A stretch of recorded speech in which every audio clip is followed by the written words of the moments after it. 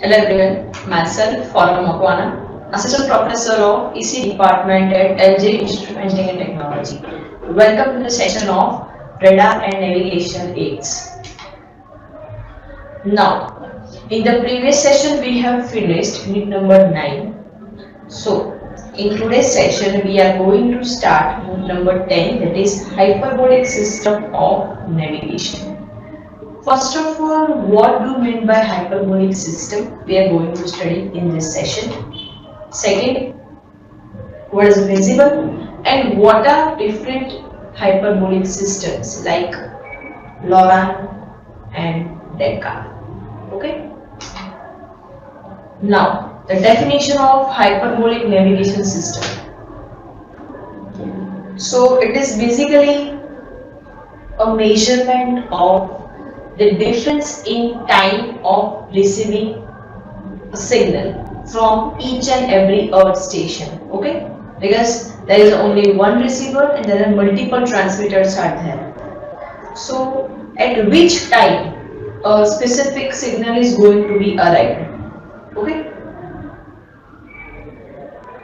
And second thing, as there are two or more transmitter onto the ground and the receiver in the aircraft, okay, so we are going to calculate or we are going to measure the difference in the time of reaching of the EM waves, okay.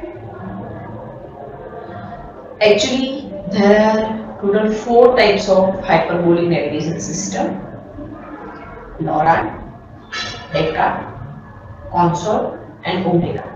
But as per the JTU syllabus, we need to only study 2 hyperbolic system, that is LORAN and DECA. Now, what is the full form of LORAN? So LORAN stands for Long Range Navigational Aids.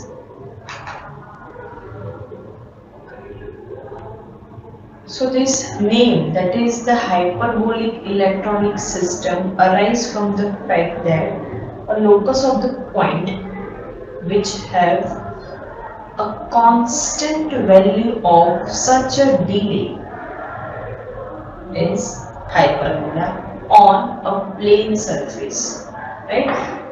So in other words, we can say that when you know the difference in your distance from the 2 objects, one is lies over here, another one is here. So if you need to calculate the difference from which you are actually located, okay.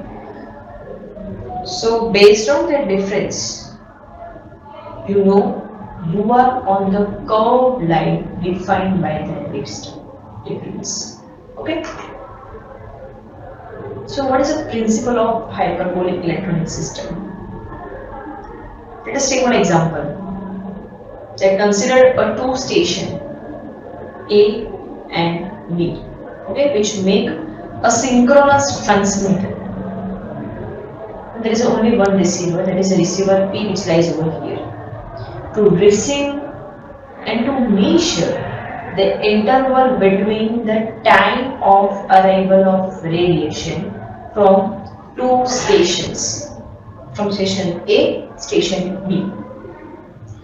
So we need to calculate the arrival of that EM wave, okay. So the interval TB is equals to PA upon C minus PB upon C. That means arrival of signal at receiver P from the station A, that is PA, okay, and arrival of signal from the station B at receiver P, okay, that is PB. We are going to take the difference, alright. Divided by C stands for its velocity of EM wave, right? So, in the hyperbolic navigation system, this receiver measures the difference in time of that received radio waves. Over here, 2 radio waves are coming from station A and station B. and this time difference is going to be converted into the distance difference based on the speed of EM waves, right? Now first we are going to focus on LORAN system. It can have a LORAN A, LORAN B, LORAN-C, but for the GTU syllabus the most important is LORAN A.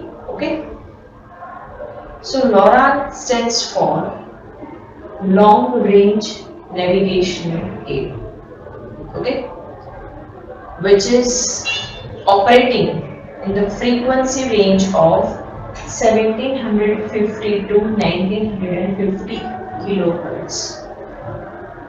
Okay, but it is a less accurate. Why? Because the system required at least a 3 transmitting station for each chain. A chain represents a group of transmitting station. Okay, and the observer used a special LORAN receiver.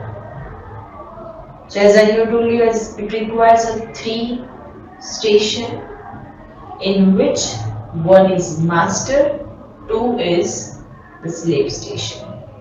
So the combination of this master and the slave station is called a chain. Okay, so comparatively the LORAN A system is less accurate. The difference in arrival of 2 time pulse from the pair of the stations are going to be measured and going to be displayed on CRT, that is cathode ray tube, right? So each fix required a 2 observation and it took 5 minutes. That's why it is less accurate. Okay, and this reading are going to be plotted on the LORAN lattice chart. And the position can be plotted. That means whether metallic is moving towards the radar or moving away from the radar. So these signals were pulse. It is not going to be a continuous wave. Alright?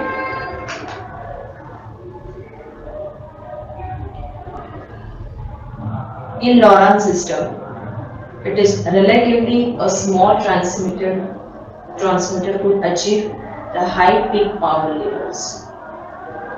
So a maximum reliable range for LORAN is 700 miles by day and 1400 miles at night. Okay. Now the range and the precision of standard LORAN is based on which frequency it is going to be operated. LORAN operates in the upper medium frequency band, both for ground wave and the sky wave receptions are possible, right? Ground wave is possible mainly in the day and particularly good over the sea. Okay, but at the night,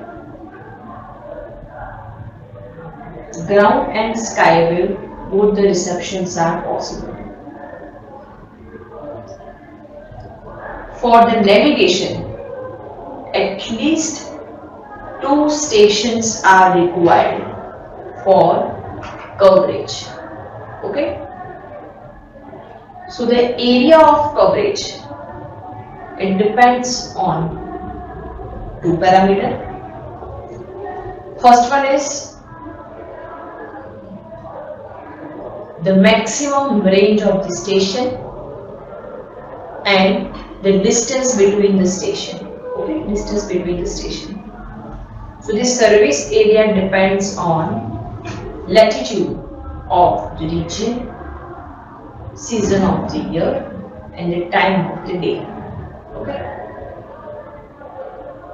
For the ground wave, the average range over the sea in latitude is around 600 kilometers, and in the equatorial region about 500 kilometers. Okay. So the range over a land is less, about half or third compared to sea. Okay. So the skywave range, which are the same over land and sea. Okay. It is higher, appreciably higher. So the accuracy of LORAN system is dependent on which time interval measurement can be made. It is also dependent on the signal strength. The other factor which is dependent on the accuracy is in which the ground stations are going to be synchronized. Okay.